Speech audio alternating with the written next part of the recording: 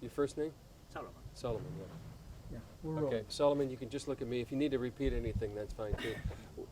Your presentation was very enlightening. Can you kind of digest what you try to tell people when you discuss this issue? I'll hold it. I'll hold it. You just look at me.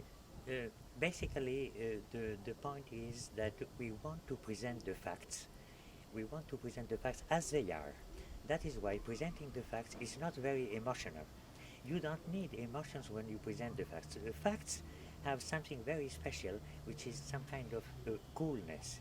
You don't have to be hot and dramatic. These are the facts. If you don't agree with the facts, check them out. And we believe that every peace, every sense of justice has to be based on facts.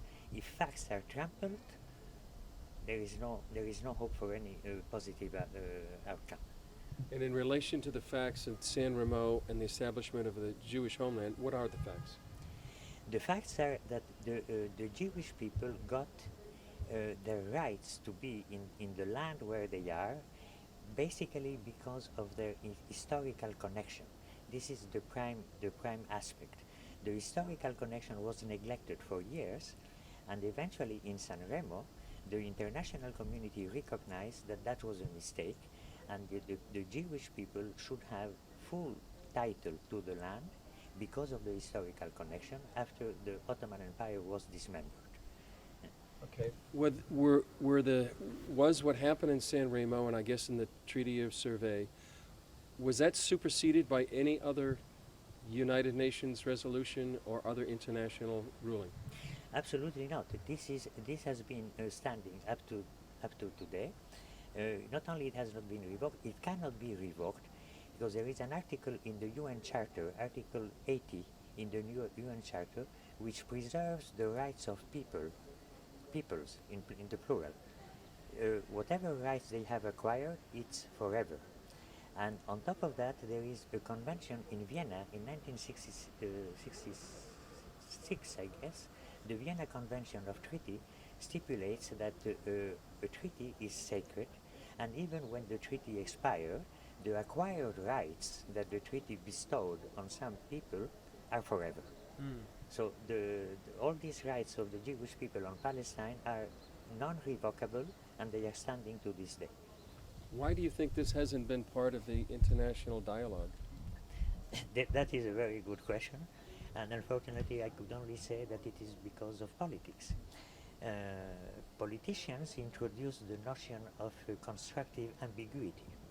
I think the author of this, some people call it an oxymoron, but the author of this pearl was Henry Kissinger, and I am sure that in some instances in politics, being ambiguous helps. But when you maintain this ambiguity for a very long time, it only creates havoc, because you cannot build a solid edifice on a shaky foundation. Maybe I am talking as an engineer again, but we never built a refinery tower unless we check that the foundation is solid. Politicians, they say, let us build anything because it looks good, because it is going to, the dialogue is going to be maintained, and so on, but they don't look at the foundation. And when the whole thing crumbles, or when you arrive at a stalemate, then it sometimes is too late. So this is the time to just think of the foundation and say, let us look back. On what basis is the current peace process going? Is it violating the foundations? How can you build anything lasting and just on rotten foundations? So the foundations are the facts, and they are recognized facts in international law, and unless there is somebody who questions, challenges these facts with arguments, hopefully, the facts stand. There was a great dispute in the last several weeks and couple of months about Jews building in Israel in a neighborhood called Ramat Shlomo. And the U.S. took great exception to that. How would you respond to the current U.S. administration about Jews building in Jerusalem? Well, the current U.S. administration, I think, as any other Western countries, they fail to recognize the facts. First of all, Ramat Shalom was not eastern Jerusalem. It was not the eastern part of Jerusalem. It was not considered a settlement either. It was a part of Jerusalem that was not supposed to be given away under any circumstance. Second, the United States administration is considering now that the settlements are illegal. And by saying that, they are going absolutely counter Article 5 of the mandate, or Article 6, which says that the settlements in Israel are not only accepted, but they are encouraged. And they should be encouraged in all land that is east of the Jordan River, west of the Jordan River. So the decision of the U.S. government, it seems to be, it has been done for appeasement purposes, for political reasons, for whatever pressure politics, but it certainly violates the basic premises of international law. One last aspect of this decision by the Obama administration is that the United States has signed a convention in 1924, a treaty between Britain and the United States, in which they accepted the mandate word by word. So the United States is implicitly engaged by treaty with the provisions of the mandate, the 28 articles of it. And so by saying now that some settlements should be dismantled or are illegal, they run against an official text that they have signed, and it is considered under Article 5 of the U.S. Constitution as the law of the land. So that is why it's very problematic. Some people would argue that UN Resolution 181 or 242 or 338 have superseded the mandate. How do you respond to that? Well, Resolution 181, first of all, it was issued by the General Assembly, and it is not a binding resolution. The Resolution 181 was not accepted by both parties, and in fact it created havoc since November 47 up to May 1948, where the war of independence started. So the Resolution 181 is now a dead issue. Resolution 242 was issued by the Security Council under Chapter 6, which means that it is not absolutely binding as per se. What it calls for is negotiations in order to arrive at a just and lasting peace, the end of the state of belligerency, and secure and recognized borders between all the states in the region. An interesting point is that Resolution 242 of 1967 and the Resolution 338 that followed in 1973, they never mentioned the word Palestinian. That means that up to 1973, Palestinians were not mentioned in any resolution. These resolutions were trying to deal with Israel and its neighboring states. So, as long as there is not any negotiation, an open negotiation between the belligerent parties at that time, which were Israel and the Arab countries, there is no reason for withdrawing from any territory, because Resolution 242 conditions any withdrawal to the establishment of secure and recognized borders. Anybody, are they getting ready to start? I would like to add something. Yes, I would say, if I were convinced, and this I am telling you from the bottom of my heart, if I were convinced that the Palestinians are in the right and the Israelis are in the wrong, even with my profound attachment to Jews and Israel, I will go and defend the Palestinian rights. But that is not the case as far as I know. Just stay there, Salomon, if you can. Just place that on the floor, that's fine. Okay. But most people here are from English speaking, so that's all right. But and I like the smaller groups rather than big groups. You know, it is very interesting. Unfortunately, we didn't have time so far to have any questions and Well, I'm answers. sure I know they will come later, Mhm. but the dialogue is always open. We can always entertain any kind of question, and the most important thing is to be always open to challenges. If somebody comes from a strong argument, you have to look at it very carefully, because what we try to do, that is the first slide that I project.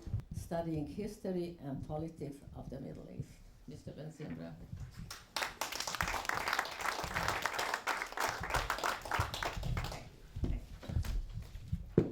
It's very glad to be in this great company. I have to tell you, I have to make a statement. I have to make a statement first. There is a gentleman that we expected today who is not here. Is Dr. Jacques Gauthier. Dr. Jacques Gauthier is an international lawyer based in Toronto, and he has worked extensively on the issue of Jerusalem, the legal rights of Israel, and so on for about 20 years, and he wrote an extensive thesis on the matter, and unfortunately he couldn't make it to Toronto, so I will try as far as I can to replace him and to show the highlights of the steps that were taken at San Remo with a little background of it. And following that presentation, we receive as well a video from Howard Grief, who is one of the top experts of the issue of legal rights in Israel, and he has prepared a brief presentation for 9 minutes that we are going to project afterwards. So,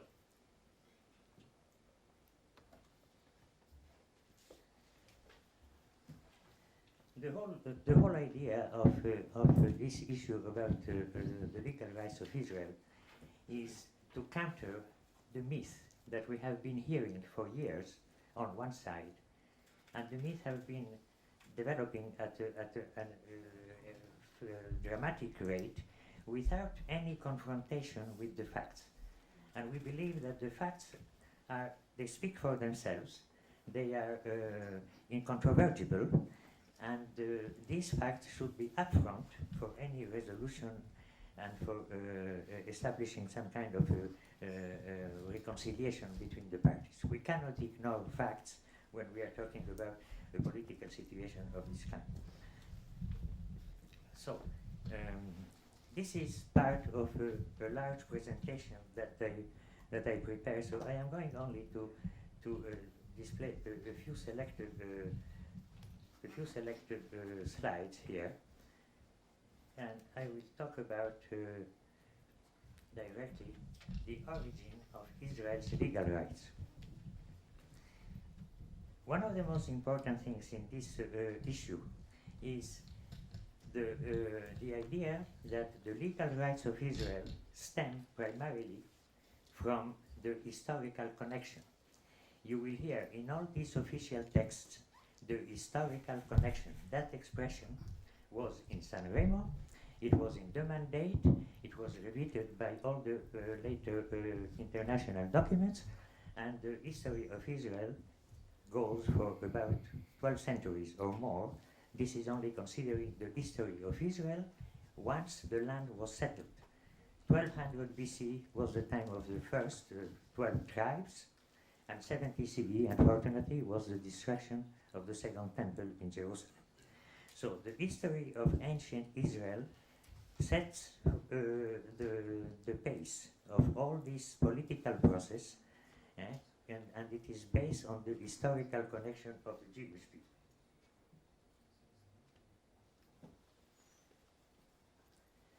Now, the Zionist movement was born with Herzl after the trial of Dreyfus in Paris. So we don't have, unfortunately, enough time to display all these details of these issues, but I wanted to say that from 70 CE to the end of the 19th century, there was total dispersion of the Jewish people until the birth of the modern Zionist movement, which was in fact a nationalist movement of the Jewish people to return to their ancestral land. At that time, the region called Palestine was part of the Ottoman Empire. And the Ottoman Empire in 1914 was something like this.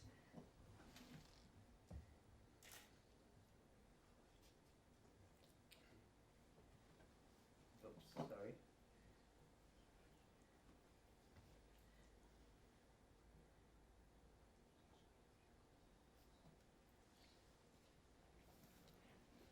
This was the Ottoman Empire at its heyday, in which it extended from North Africa, the Middle East, and up to the gates of Vienna.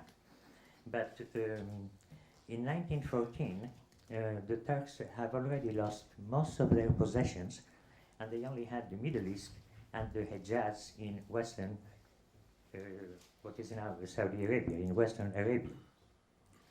So the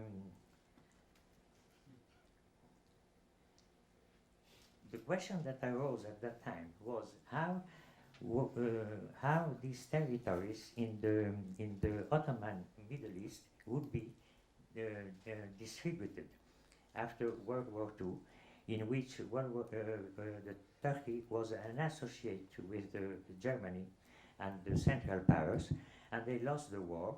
And even before the war was ended, there was the Balfour Declaration, in which the British government, in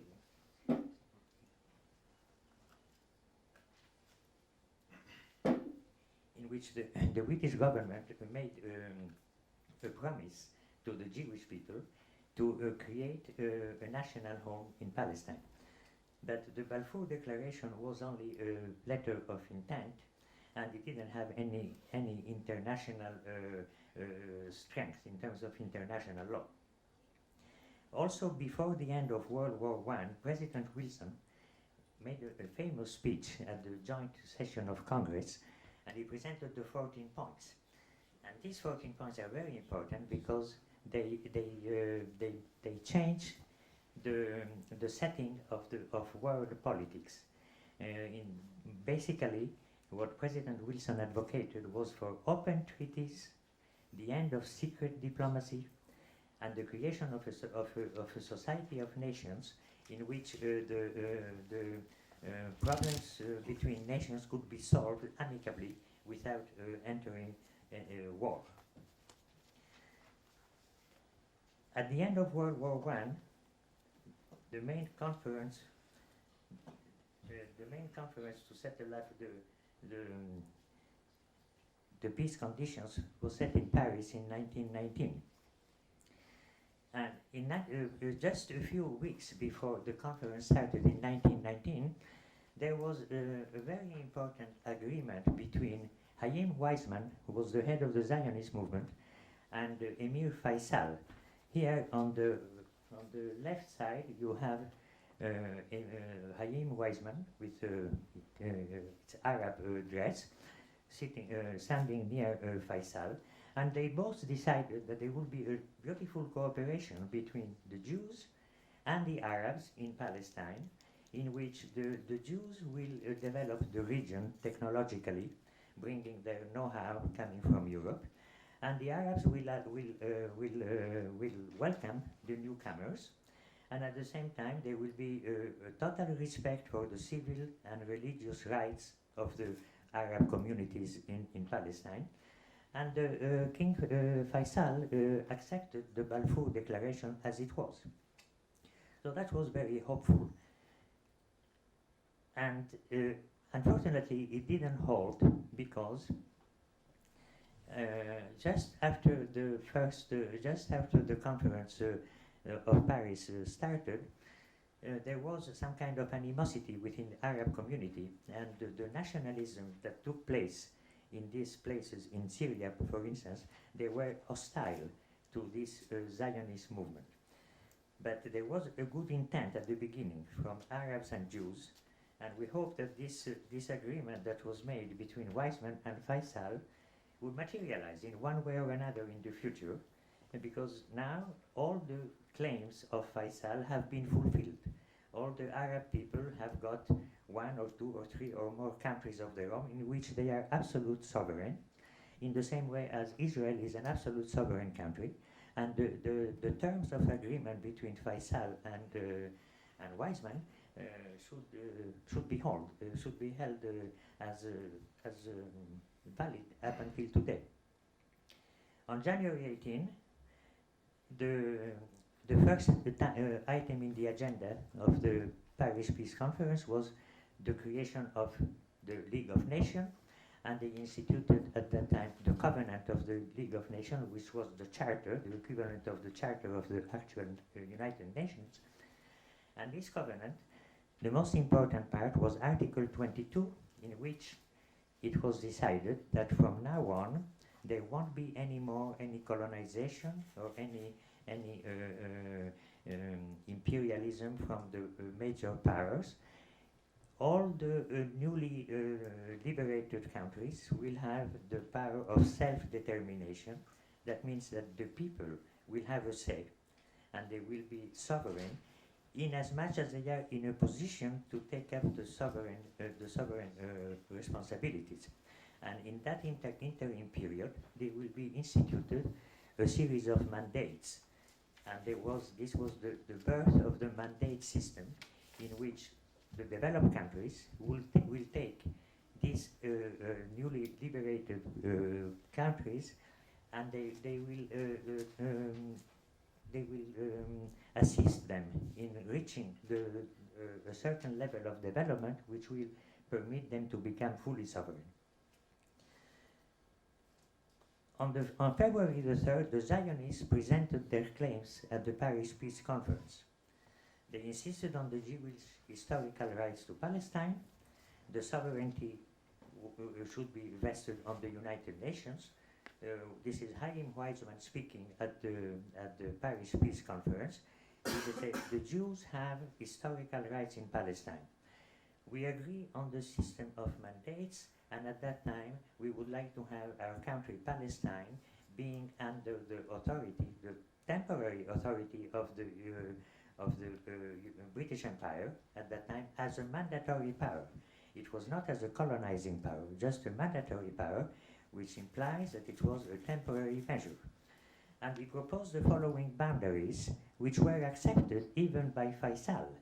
Faisal accepted these boundaries, in which not only all the portion of the present-day Israel was included, but also part of Transjordan was included over a distance of 15 to 20 kilometers east of the Jordan River, up to the very important strategic railway of the Hejaz. So there was not only the full map of present-day Israel, of course including Judea and Samaria, which is called the West Bank, and in addition to that, the eastern part of the Transjordan. So, and the Golan, of course, yes. And then we arrive at San Remo. So, why is it that we arrive at San Remo? This is just as a background of how did we come to San Remo. At the Paris Peace Conference, they decided that we have to sort out a big mess that was created in World War I. Everybody was displaced. 4 empires crumbled. The Austrian Empire crumbled. The German Empire crumbled. The Turkish Empire crumbled. So it was pretty sad. So they had to meet in Paris and sort out region by region how are they going to organize the new world. And for the Middle East, they decided you are going to meet in San Remo, in order to find out what are we going to do with the possessions of the Turkish Empire in the Middle East. All the other parts were sorted out in the vicinity of Paris, whether it is in Neuilly or Saint-Germain or Trianon. But for the Middle East, everybody, the supreme powers, went to San Remo. And this is where we get into the situation that happened exactly 90 years today. The conference was organized by the Allied powers, which were the main powers of Britain, France, Italy, Japan, and the United States was there as an observer on April the 24th and the 25th, 1920. And it is a major importance. This conference of San Remo is of major importance for many, many reasons. And I am listing here a few of those. Starting with the first one, is that for the first time in over 1800 years, Palestine, the name Palestine, became a legal entity. Prior to that, it was simply a geographical unit. with no legal identity whatsoever. And at that time, in 1920, the Supreme Allied Command, the Supreme Allied Powers decided that Palestine will have to acquire a legal identity in order to be transferred to the Jewish people according to their historical connection. The second aspect is that all prior agreements that were supposedly going to deal with Palestine were terminated. And this includes the secret agreements between the French and the British, like the Sykes-Picot Agreement of 1916. All these secret agreements were going to be terminated following the recommendation of President Wilson, who advocated for an open, transparent diplomacy. The third aspect was that the Balfour Declaration, which viewed with favor that His Majestic His Britannic Majesty viewed with favor the establishment of a national home in Palestine. Those words of the Balfour Declaration were copied word by word in the resolution of San Remo, and it became at that time international law because it was accepted by the Supreme Powers and eventually signed by unanimity by all the countries in the League of Nations. The sovereignty of Palestine, legally, that was temporarily given to the League of Nations, was transferred to the Jewish people. At the Paris Peace Conference, which was a year earlier than San Remo, the sovereignty of Palestine was transferred from the Ottoman Empire to the League of Nations. The Ottoman Empire was dispossessed of all its possessions in the Middle East, and it was transferred to the League of Nations. The League of Nations, once they had this title, they were in a position to transfer it to whoever they thought fit. And they transferred it at that time to the Jewish people, because you cannot transfer title if you don't have it. The League of Nations had the title once Turkey was dispossessed, and they transferred this title under international law with the recognition of the major powers to the Jewish people of Palestine. The Jewish people became the national beneficiary based on self-determination. Now, on this issue of self-determination, I found that there is a little bit of confusion. Some people would argue that because the local population was not consulted, this agreement did not fit the requirements of self-determination. As a matter of fact, self-determination is not a right. Self-determination is a principle that President Wilson invoked. And this principle cannot come forward unless there is a people with a corresponding land, and that time you will have self-determination to become sovereign in that land.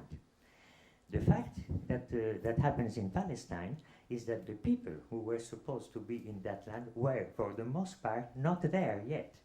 But it doesn't prevent that they should be entitled to the right of self-determination, even if they were away, because of the recognition of the historical connection.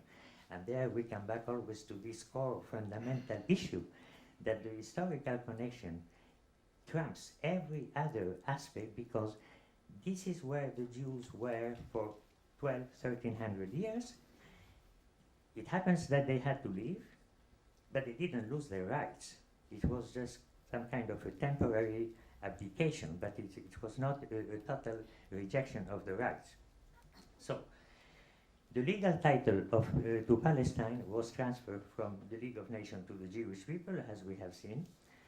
And the transfer of title on Palestine cannot be revoked by the League of Nations or by the United Nations, because these rights were supposed to be, according to Article 22 of the Covenant of the League of Nations, a sacred trust of civilization, which means that any rights that a people acquires by treaty or by any instrument of international law is irrevocable, unless the people themselves want to relinquish that right.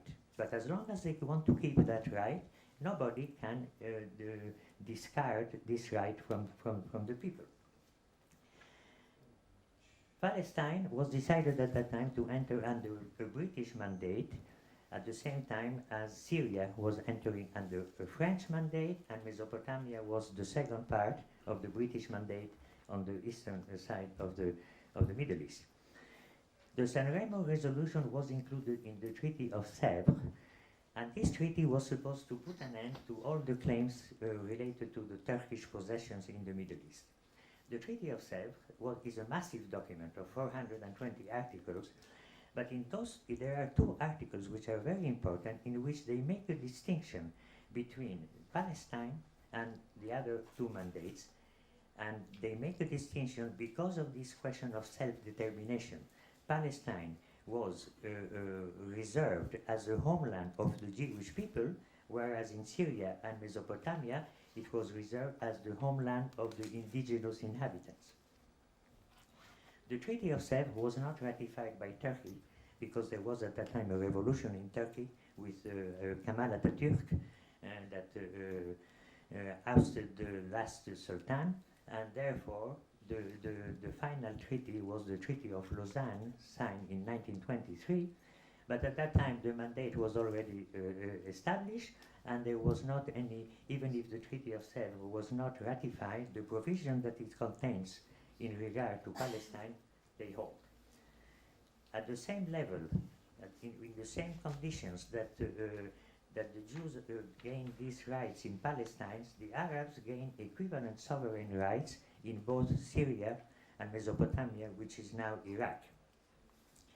And as a last element of this San Remo conference, I would like to stress the fact that it is an event that marks the end of the longest colonization in history.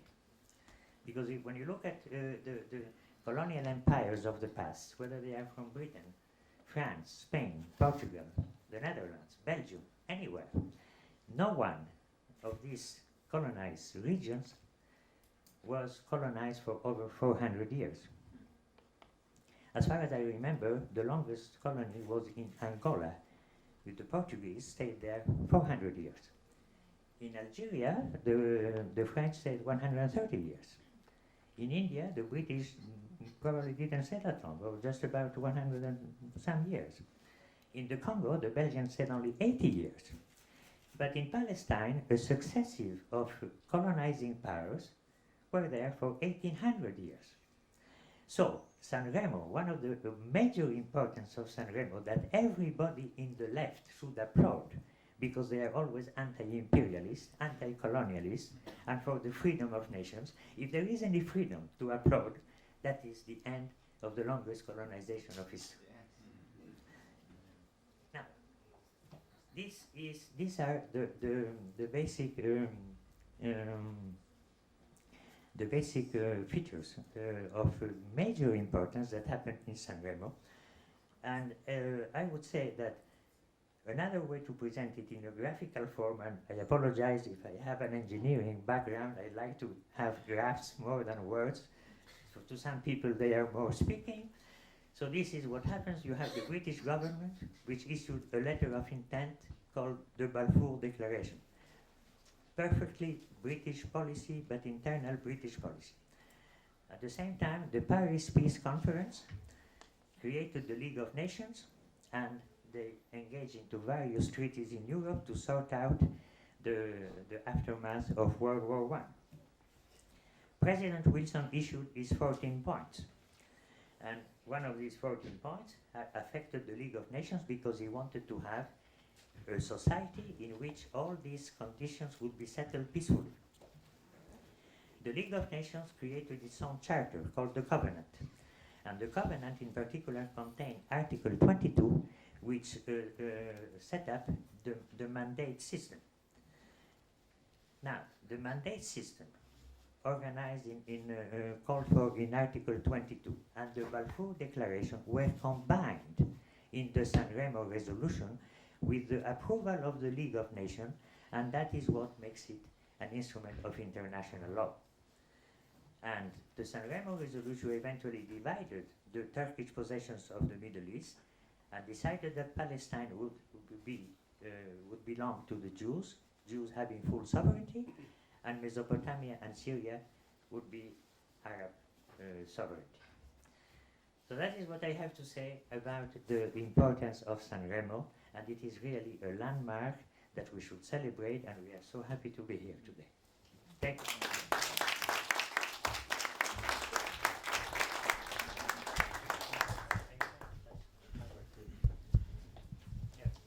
I want to touch Howard.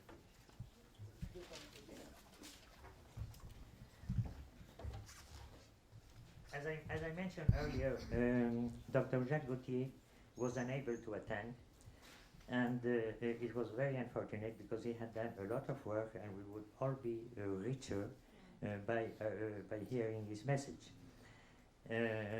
Howard Grief is an attorney in Jerusalem. He was educated in Montreal, in McGill, and he was a lawyer. And for the past 25 years, he got very involved in trying to find out all the ramifications of the legal aspects of Israel. And he consulted all kinds of archives in London, in Paris, and elsewhere. And he worked tirelessly until he produced a big thesis called The Legal Foundation and Borders of Israel Under International Law. We received this tape from this video from Jerusalem yesterday, and we thought that you would be pleased to hear it. This is Howard Grief from Jerusalem.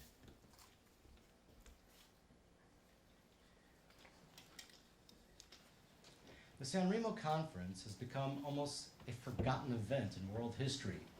However, it is without a doubt one of the three most important world events in the national history of the Jewish people during the course of the past 1,500 years.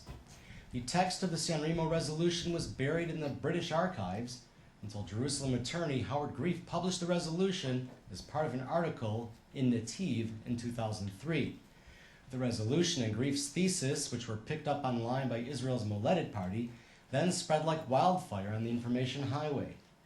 Howard Grief has spent more than 25 years researching Israel's legal foundation under international law and has become a leading world expert on the subject. I'd like to introduce Mr. Howard Grief. I would like to take this opportunity to thank the organizers of this wonderful conference that commemorates the 90th anniversary of the first San Remo Peace Conference.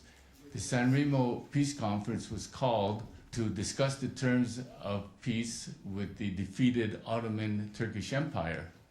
And it was attended by the top-level leaders of Britain, France, Italy, and Japan. What the San Remo resolution decided was that the Balfour Declaration, which was issued 3 years earlier by Britain as a policy statement, will now become accepted as the constitutional basis for governing Palestine. This was accomplished on April 24th, the first session devoted to Palestine. The conference actually opened ceremonially on the 18th of April, and it lasted until the 26th, but only 2 sessions were devoted to the question of Palestine. The first significant decision that was taken was the adoption of the Balfour Declaration as the, as I just said, as the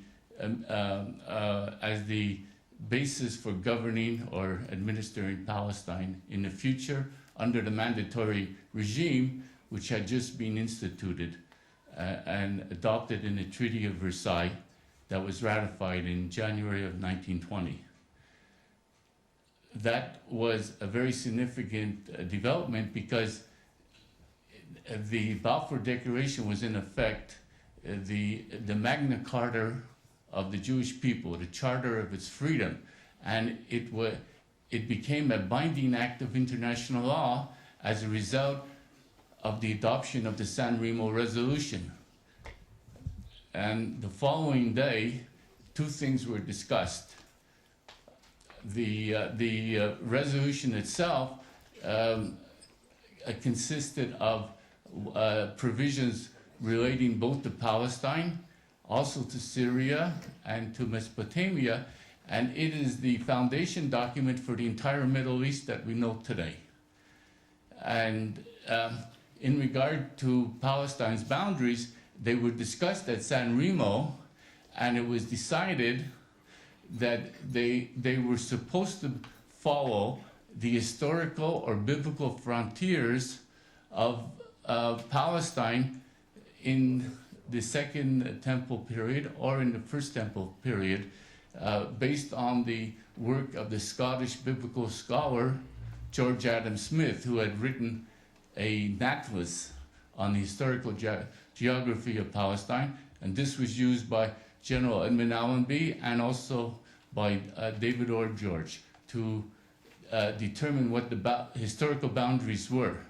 However, those boundaries were not fixed or determined in the San Remo resolution. All that was decided was that they would follow the historical boundaries, and it would take a separate act several months later, actually in December of 1920, to fix the original boundaries of Palestine. In addition to the question of borders that were not fixed at the San Remo Peace Conference, the mandates were distributed, and one mandate was conferred on Great Britain in regard to Palestine, one in regard to Mesopotamia, which became Iraq, and one in regard to Syria.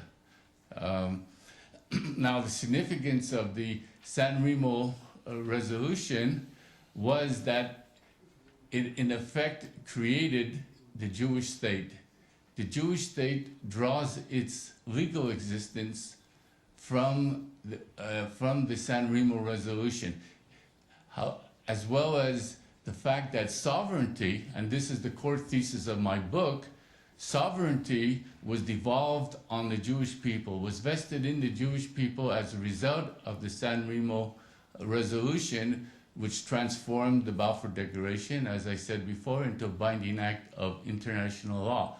So I wish to repeat again, the State of Israel draws its legal existence not from the partition resolution of the United Nations General Assembly of November 29, 1947, but from the San Remo resolution. Now, this fact has been hardly known or publicized. You see, the San Remo resolution was not signed. It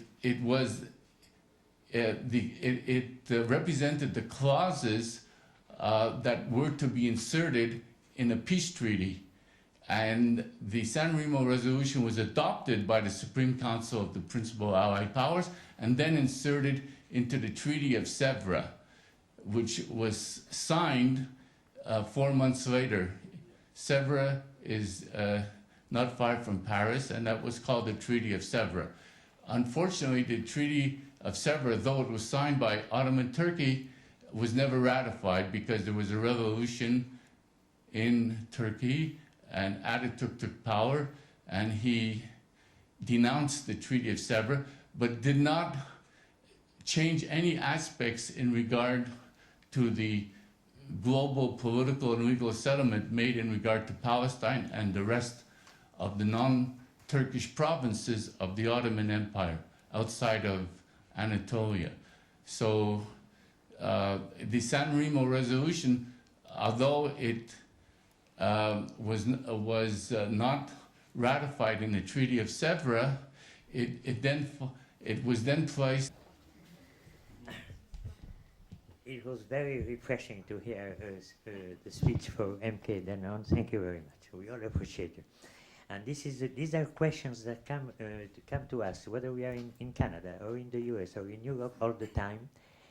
Why is it that we don't seem to have such a strong support from what we want to do, and we seem always to be paralyzed in such a way that people would say, but if the government of Israel doesn't go along the line that you are talking about, why should we?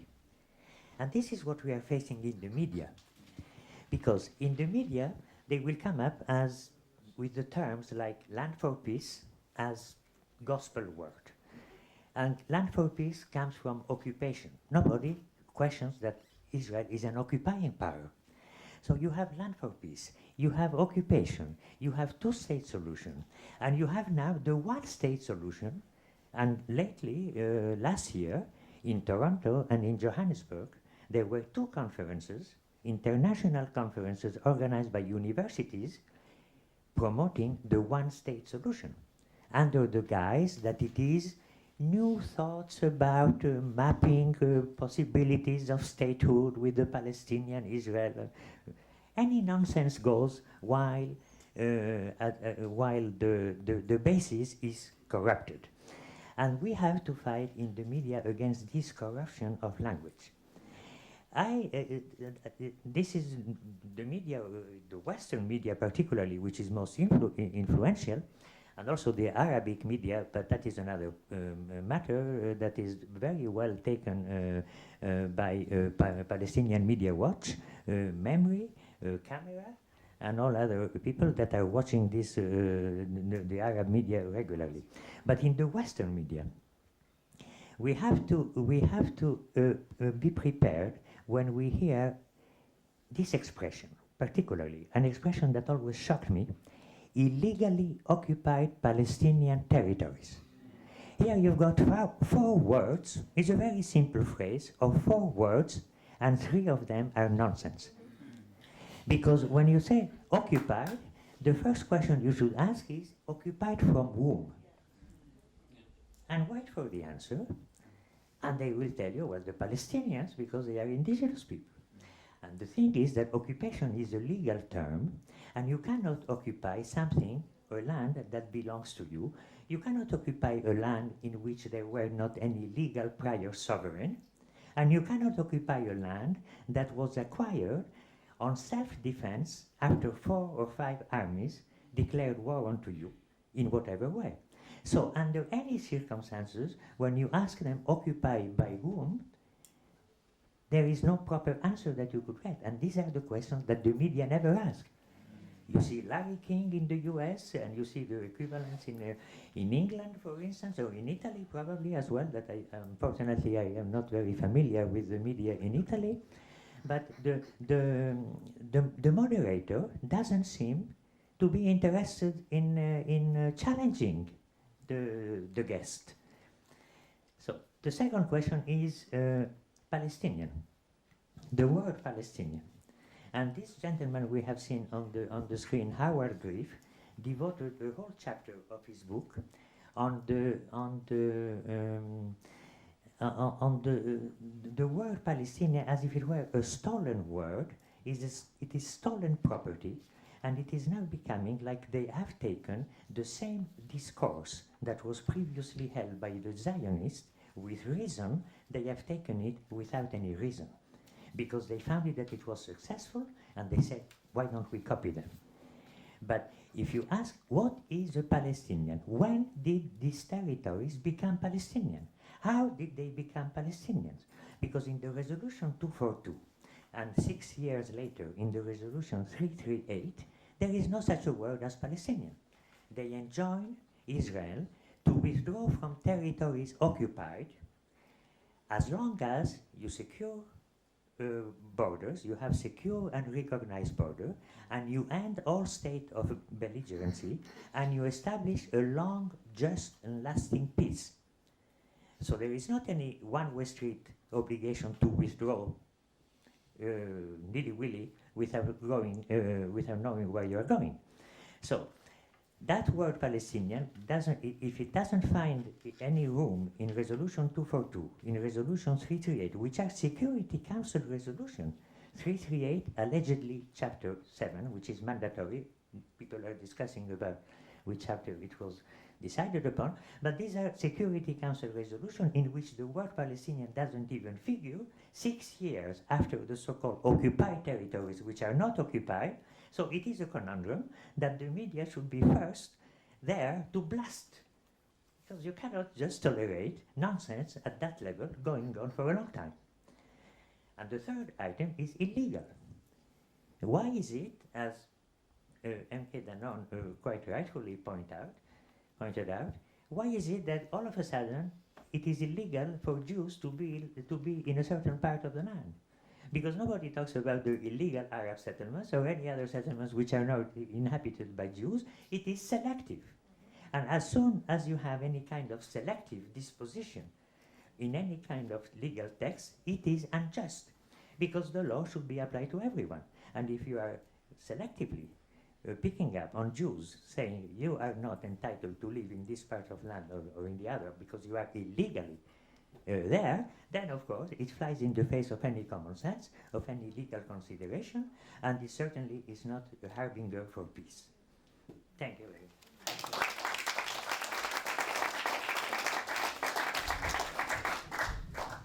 Thank you. I promised there would be a Q&A session at the end, and I think we will need the time that we have left to questions and clarifications and make sure we get everything right. So, and those questions can be directed to anyone who have spoken. So I'll open the floor.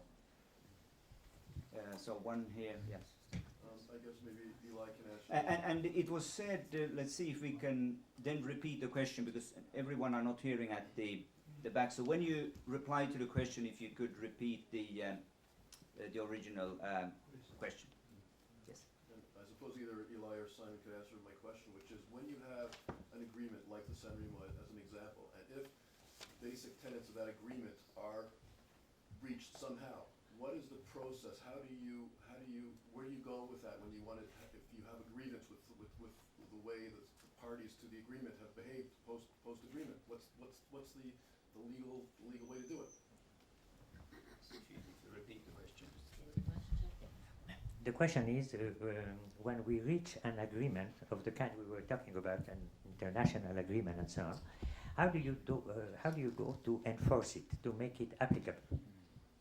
So, if you have an agreement in international law, of course, there is not such a thing as any district court. You don't have a jurisdiction where you can say, I can have this case in the tribunal of San Remo or Milano or Italy or Rome or anything. When you have an international law agreement, it should be the basis of any treaty or of any further agreement that takes place. This is the problem that we have had in previous agreements or in previous negotiations. We started the Oslo process, on the basis of philanthropies, as MK Danon rightly pointed out, and that is one of the crux of the problems that we have now. But if it is an international law agreement that we are going to have a treaty that we want to arrive at, treaties are only enforceable if you respect international law. Because if I make a treaty with you, and it is a private treaty, international law doesn't have anything to do with it. But if it is a treaty between nations, which is an agreement between nations, you cannot enforce it unless you believe that international law is there to enforce the treaty, with all the conventions that go with the law of nations.